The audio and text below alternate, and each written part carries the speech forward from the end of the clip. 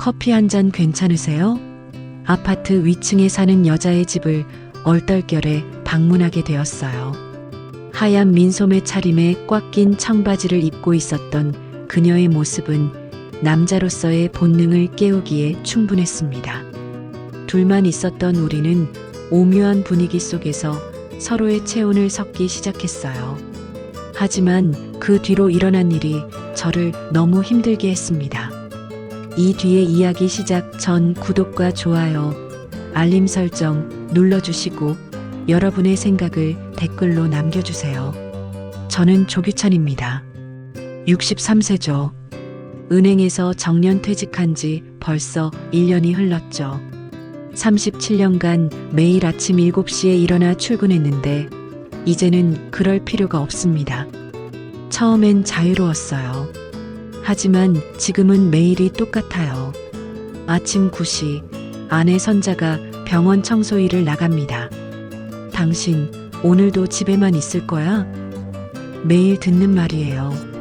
저는 대답하지 못하고 고개를 돌렸습니다. 선자는 한숨을 쉬며 현관문을 닫았죠. 선자는 새벽 6시에 일어나 병원으로 향합니다. 하루 종일 병동 바닥을 닦고 화장실 청소를 하고 때로는 환자들의 구토물까지 치워야 해요. 60세가 넘은 나이에 말입니다. 그래도 우리 생계를 위해서 묵묵히 일하고 있어요. 저는 거실 소파에 앉아 TV를 켭니다. 아침 드라마, 뉴스, 예능 프로그램이 하루 종일 흘러가요. 점심때가 되면 라면을 끓여 먹고 오후엔 다시 소파에 앉습니다. 이런 일상이 매일 반복되죠. 그날 오후 3시쯤이었어요. 몸이 무거워서 운동이라도 해야겠다 싶어 운동복으로 갈아입었습니다. 엘리베이터를 기다리는데 문이 열렸어요.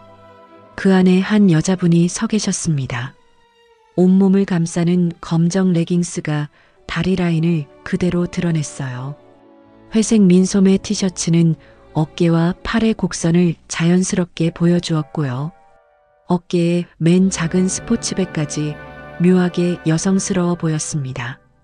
단정한 얼굴에 목선까지 드러나는 짧은 머리가 오히려 더 매력적으로 느껴졌죠. 안녕하세요. 그분이 먼저 인사를 건네셨어요. 환한 미소와 함께요. 702호예요. 제가 사는 곳이 602호니까 바로 윗집이네요. 몇 년째 같은 건물에 살면서도 처음 만나는 이웃이었습니다. 아, 네. 안녕하세요. 602호입니다. 엘리베이터 안 좁은 공간에서 은은한 향수 냄새가 났어요. 하지만 이상하게 심장이 빨리 뛰었습니다. 언제부터인지 잊고 있던 감정이었어요. 1층에 도착해서 문이 열렸을 때 그분이 다시 웃으며 말했습니다. 운동 다녀오세요. 그렇게 평범한 인사였는데 왜 그렇게 가슴이 두근거렸을까요? 집으로 돌아와서도 계속 그 미소가 떠올랐습니다. 오랫동안 느끼지 못했던 떨림이었어요. 그날 밤 선자가 퇴근해서 돌아왔을 때 저는 여전히 소파에 앉아 있었습니다. 저녁은 했어? 아직이요. 그럼 뭐 했어? 하루 종일? 저는 대답할 말이 없었어요. 하지만 그날은 조금 달랐습니다. 처음으로 제 일상에 작은 균열이 생긴 느낌이었거든요. 며칠이 지났습니다. 아침에 선자가 병원으로 떠난 후 저는 베란다로 나가 빨래를 걷고 있었어요. 바람이 제법 불던 날이었거든요. 그런데 빨래 사이에서 뭔가 이상한 걸 발견했습니다. 빨간색 팬티 한 장이 빨래줄에 걸려 있었어요. 분명히 우리 집 것은 아니었습니다. 얇고 부드러운 실크 재질의 섬세한 레이스가 달린 고급스러운 속옷이었어요. 선자가 입는 것과는 전혀 다른 스타일이었죠. 바람에 날아온 게 틀림없었습니다. 아마 윗집에서 떨어진 것 같았어요. 702호, 며칠 전 엘리베이터에서 만났던 그분 말입니다. 어떻게 해야 할지 한참을 고민했어요. 그냥 두고 갈 수도 없고 그렇다고 모른 척 할 수도 없었습니다. 결국 조심스럽게 비닐봉지에 담았어요. 손에 닿는 촉감이 묘하게 부드러웠습니다. 가슴이 다시 두근거리기 시작했죠. 엘리베이터를 타고 7층으로 올라갔습니다. 702호 문 앞에서 한참을 망설였어요. 초인종을 누르기가 어색했거든요. 이런 걸 들고 찾아온다는 게 말입니다. 네, 누구세요? 문 너머로 목소리가 들렸어요. 아래층 602호 조규찬입니다. 문이 열렸을 때 저는 잠시 말을 잃었습니다. 그분은 집안에서 편한 차림을 하고 계셨거든요. 하얀 민소매 슬립 위에 얇은 니트 가디건을 걸치고 아래로는 몸에 딱 맞는 청바지를 입고 계셨어요. 어깨 라인이 고스란히 드러나는 슬립 차림의 가디건만 살짝 걸쳐져 있었고 꽉 낀 청바지가 다리와 엉덩이 라인을 선명하게 드러내고 있었죠. 어머, 무슨 일이세요? 저는 비닐봉지를 내밀었습니다. 이게 저희 베란다에 바람에 날려서 떨어졌는데요. 그분의 얼굴이 순간 빨갛게 달아올랐어요. 어머나, 정말 죄송해요. 바람에 날아간 모양이에요. 당황한 표정으로 비닐봉지를 받아들였습니다. 괜찮습니다.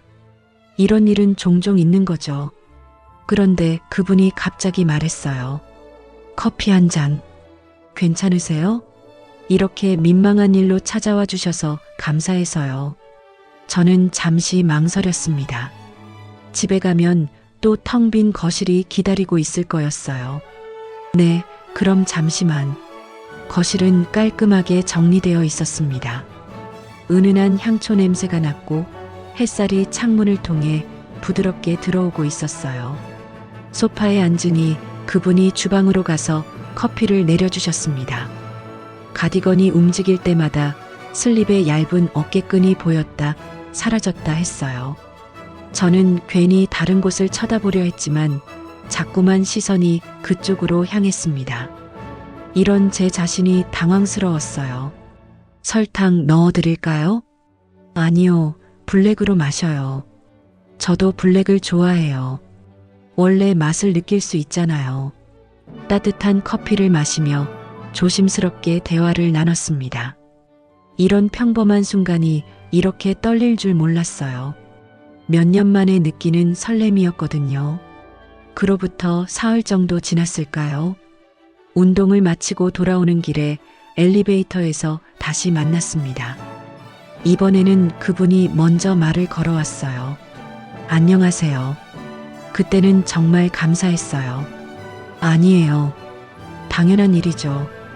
엘리베이터가 7층에 도착하자 그분이 문득 말했습니다. 오늘은 차 말고 와인 어때요? 괜찮으시면요. 갑작스러운 제안이었어요. 하지만 거절할 이유도 없었고 솔직히 마음 한편으로는 기대되는 부분도 있었습니다. 네, 좋습니다.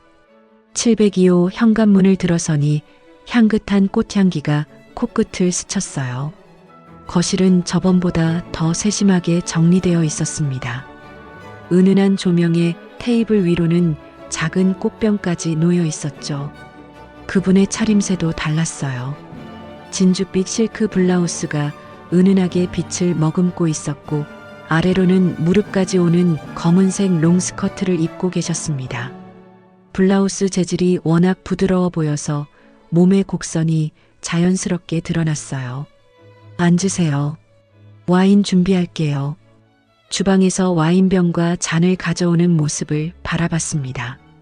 스커트가 걸을 때마다 우아하게 흔들렸어요. 뒷모습만 봐도 왜 이렇게 가슴이 뛰는지 모르겠더라고요.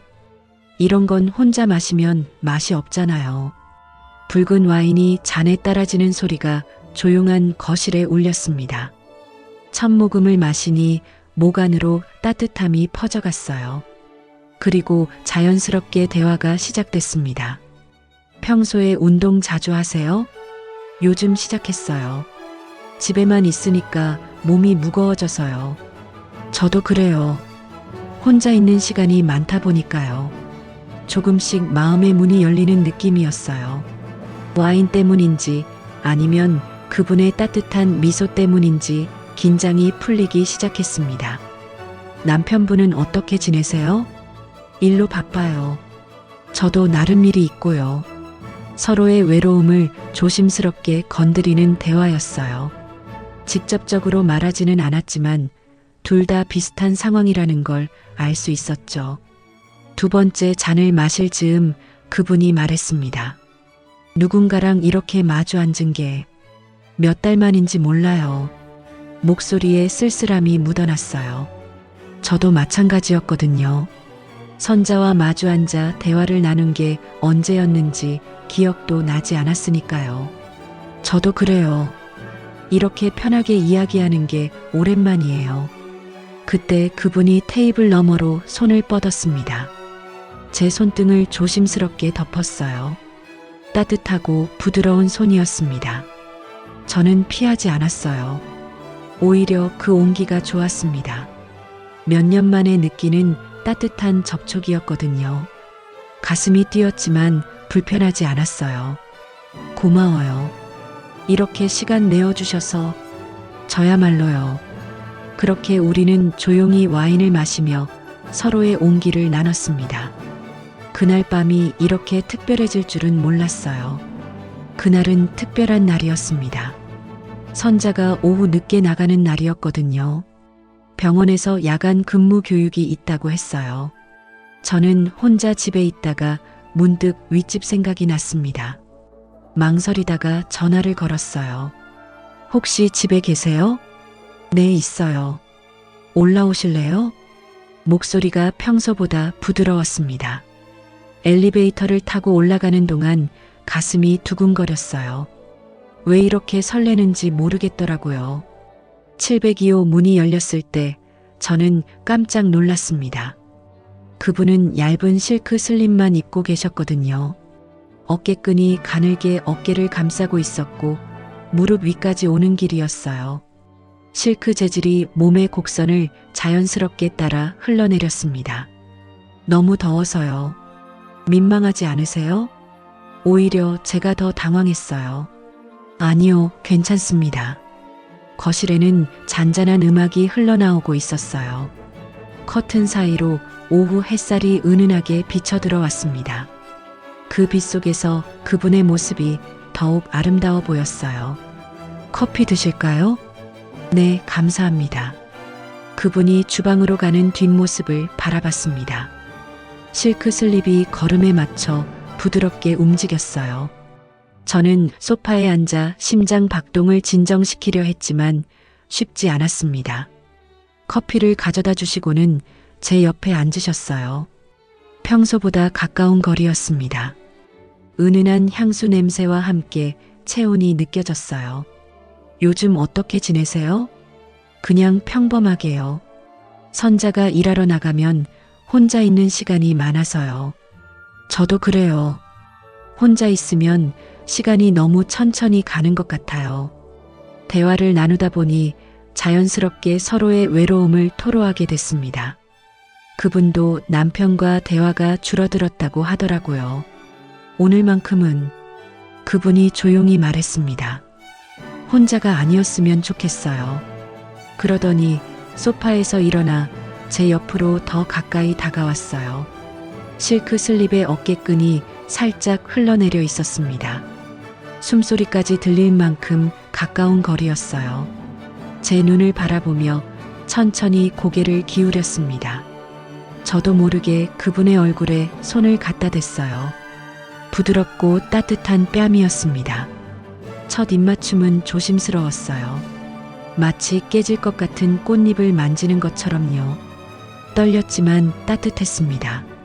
몇 년 만에 느끼는 설렘이었거든요. 괜찮아요? 그분이 속삭였습니다. 네.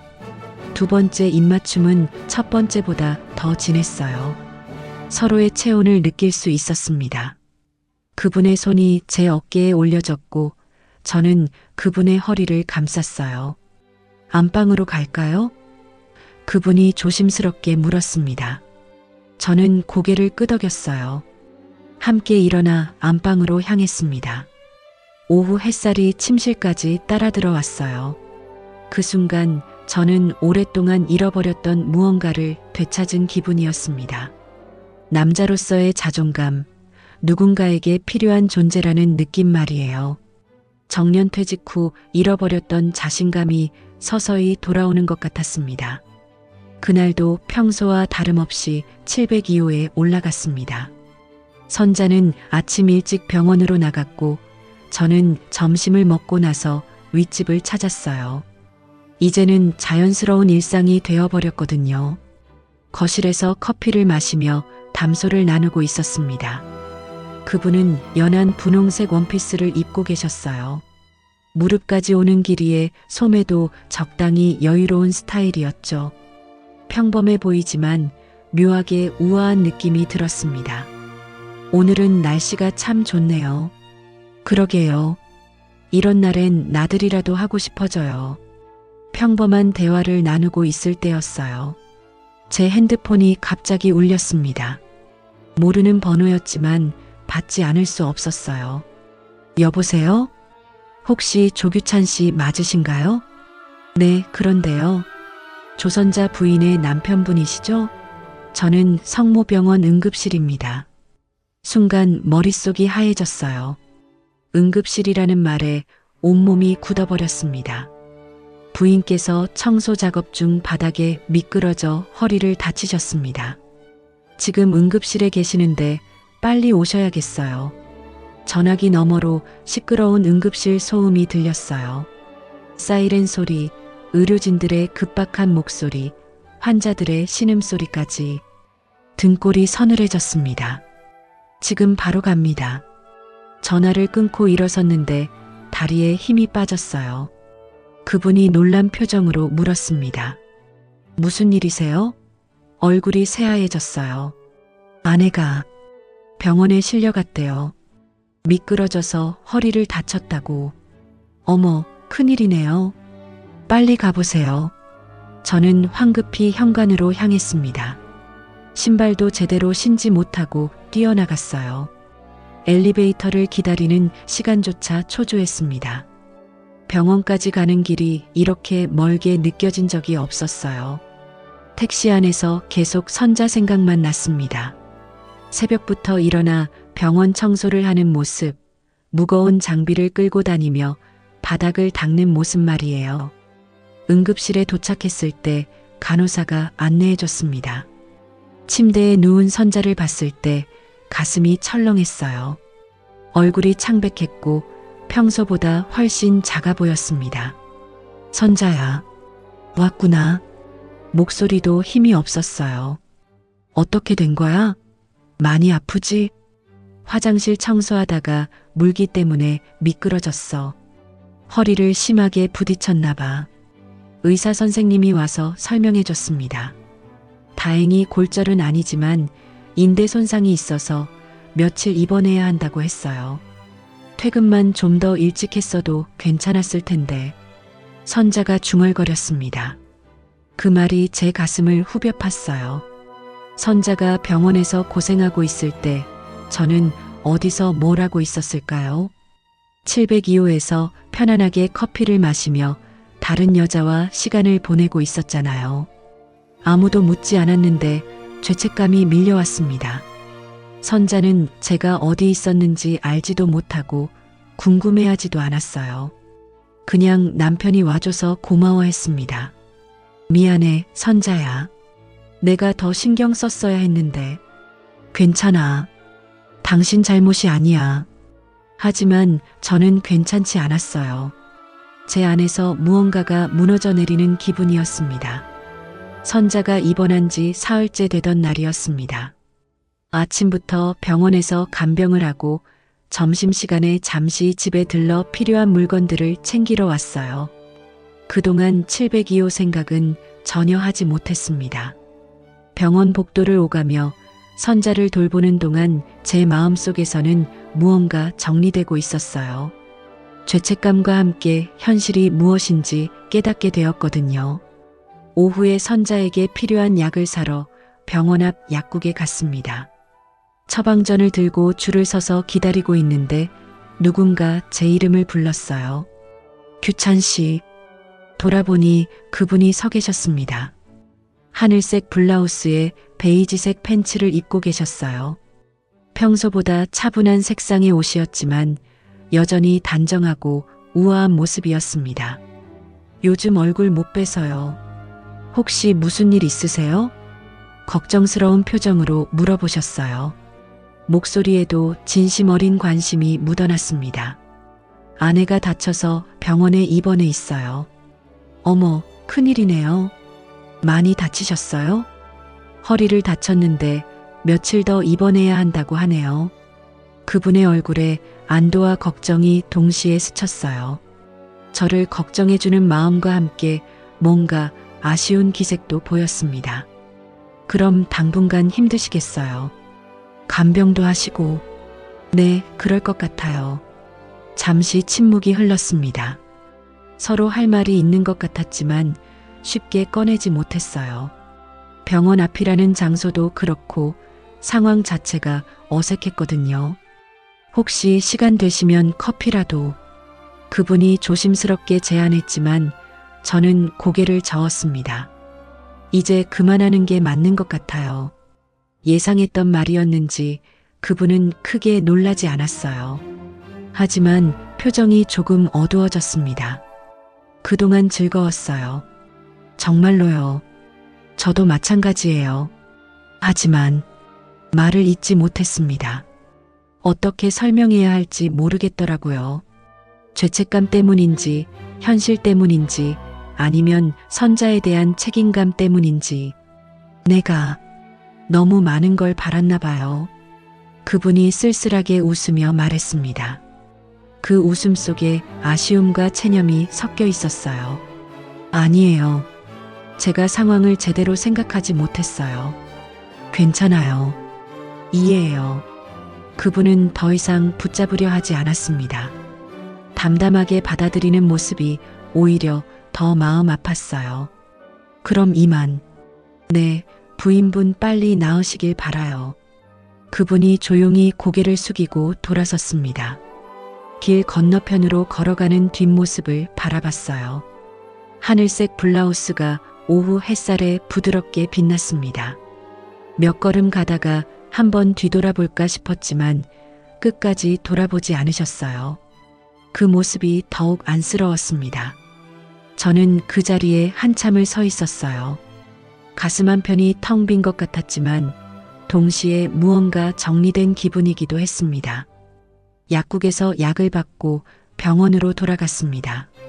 선자가 침대에 누워 창밖을 바라보고 있었어요. 약 사왔어. 고마워. 힘들지? 아니야. 괜찮아. 선자의 손을 잡았습니다. 차갑고 거칠었지만 익숙한 손이었어요. 37년을 함께한 손말입니다. 선자가 태어난 날은 비가 부슬부슬 내리는 날이었습니다. 택시에서 내려 집까지 가는 짧은 거리였지만 선자는 허리 때문에 걷기가 힘들어했어요. 제가 부축해서 천천히 걸었습니다. 괜찮아? 아프면 말해. 응, 괜찮아. 조금씩 나아지고 있어. 집에 들어서니 며칠 동안 비워뒀던 집안이 쌀쌀했어요. 선자를 소파에 앉혀놓고 난방을 틀었습니다. 그리고 무엇부터 해야 할지 생각해 봤어요. 배고프지? 뭐 해줄까? 됐어. 내가 할게. 선자가 일어나려 하자 제가 손으로 막았습니다. 아니야. 앉아 있어. 내가 할게. 주방에 가서 냉장고를 열어봤어요. 선자가 입원하기 전에 사다 놨던 재료들이 그대로 있었습니다. 된장, 두부, 파, 멸치 육수 팩까지. 사실 요리라고 할 만한 걸 해본 적이 거의 없었어요. 결혼 후 37년 동안 선자가 다 해왔거든요. 하지만 된장국 정도는 할 수 있을 것 같았습니다. 물을 끓이고 멸치 육수 팩을 넣었어요. 파를 썰고 두부도 적당한 크기로 잘랐습니다. 된장을 풀 때는 조금 서툴렀지만 그럭저럭 할만했어요. 뭔 냄새가 이렇게 좋지? 선자가 소파에서 말했습니다. 된장국 끓이고 있어. 당신이? 응, 별거 아니야. 국이 끓는 동안 밥도 했습니다. 전기밥솥이니까 어렵지 않았어요. 김치 냉장고에서 김치도 꺼내고 반찬도 몇 가지 꺼내서 상을 차렸습니다. 됐어. 와서 먹자. 선자를 부축해서 식탁까지 모셨어요. 허리가 아파서 앉기도 힘들어 했습니다. 의자를 빼고 조심스럽게 앉혀드렸죠. 당신이 요리도 하네? 선자가 신기하다는 듯 말했습니다. 그동안 너무 아무것도 안 했지. 정말 그랬어요. 정년퇴직 후 1년 동안 집에서 빈둥거리기만 했습니다. 선자가 모든 걸 다 해주는 게 당연하다고 생각했어요. 첫 숟가락을 떠서 맛을 봤는데 생각보다 괜찮았어요. 간도 적당했고 구수한 맛이 났습니다. 어때? 먹을만해? 응, 맛있어. 정말로. 선자가 웃으며 대답했어요. 오랜만에 보는 환한 웃음이었습니다. 그동안 고생 많았어. 뭘? 당연한 거지. 아니야. 나는 집에서 놀고 있는데 너만 힘들게 일하고. 괜찮다니까. 우리 형편에 어쩔 수 없는 거잖아. 식사를 하면서 오랜만에 이런저런 이야기를 나눴어요. 병원에서 만난 사람들 이야기, 간병하면서 힘들었던 점들, 앞으로의 계획까지. 당신이 곁에 있어서 다행이야. 선자가 문득 말했습니다. 뭐가? 아플 때 혼자였으면 어쩔 뻔했어. 당신이 계속 병원에 와줘서 얼마나 든든했는지 몰라. 가슴이 뭉클했어요. 선자는 제가 어디서 뭘 하고 있었는지 모르면서도 고마워했습니다. 저녁을 먹고 나서 선자가 설거지를 하려 했지만 제가 막았어요. 앉아 있어. 내가 할게. 됐어. 이 정도는. 허리 안 좋은데 무리하지 마. 설거지를 하고 정리를 마치니 밤이 되었습니다. 선자는 소파에 앉아 TV를 보고 있었어요. 제가 옆에 앉았습니다. 많이 아파? 조금. 누우면 괜찮아. 그날 밤 침실에서 선자 옆에 누웠어요. 평소처럼 등을 돌리고 잠들려 했는데 문득 선자의 손이 보였습니다. 주름이 늘고 거칠어진 손이었지만 37년을 함께한 손이었어요. 조용히 그 손을 잡았습니다. 따뜻했어요. 지금까지 느끼지 못했던 온기가 전해져 왔습니다. 선자가 깜짝 놀라 저를 바라봤어요. 괜찮아. 그냥 자자. 선자가 아무 말 없이 눈을 감았습니다. 저도 그 손을 놓지 않고 잠이 들었어요. 선자가 완전히 회복되기까지는 몇 주가 더 걸렸습니다. 그동안 저는 집안일을 도맡아 했어요. 처음엔 서툴렀지만 점점 익숙해졌습니다. 요리도 그럭저럭 할만해졌고요. 어느 날 오후였어요. 선자가 낮잠을 자고 있을 때 마트에 장을 보러 가기로 했습니다. 엘리베이터를 기다리며 서 있는데 문득 702호가 떠올랐어요. 요즘엔 거의 생각하지 않았는데 말입니다. 엘리베이터 문이 열렸습니다. 안에는 아무도 없었어요. 들어서서 버튼을 누르려는 순간 7층 버튼이 눈에 들어왔습니다. 손가락이 잠시 멈췄어요. 702호. 그곳에서 보냈던 시간들이 스쳐 지나갔습니다. 처음 만났던 날, 커피를 마시던 오후, 와인을 나누던 저녁, 그리고 햇살 속에서의 그 시간까지. 하지만 손가락은 1층 버튼을 눌렀습니다. 자연스럽게 망설임 없이요. 마음속 어딘가에서 무언가 정리된 기분이었어요. 마트에서 장을 보며 선자가 좋아하는 것들을 골랐습니다. 신선한 시금치, 부드러운 두부, 된장찌개용 조개도 샀어요. 요리에 자신이 생기니까 이것저것 해보고 싶어졌거든요. 집으로 돌아와 조용히 현관문을 열었습니다. 선자가 아직 잠들어 있는지 확인하고 주방으로 갔어요. 저녁 준비를 시작했습니다. 시금치를 다듬고 조개를 손질했어요. 된장찌개를 끓이고 밥도 지었습니다. 이제는 제법 능숙해진 손놀림이었죠. 뭔 냄새가 이렇게 좋아? 선자가 일어나서 주방으로 왔어요. 허리는 많이 좋아졌지만 아직 조심스럽게 걸었습니다. 조개 된장찌개 끓이고 있어. 어머, 조개까지? 마트에서 싱싱한 게 있더라고. 선자가 냄비 뚜껑을 살짝 열어봤어요. 우와, 정말 맛있겠다. 함께 상을 차리고 식탁에 앉았습니다.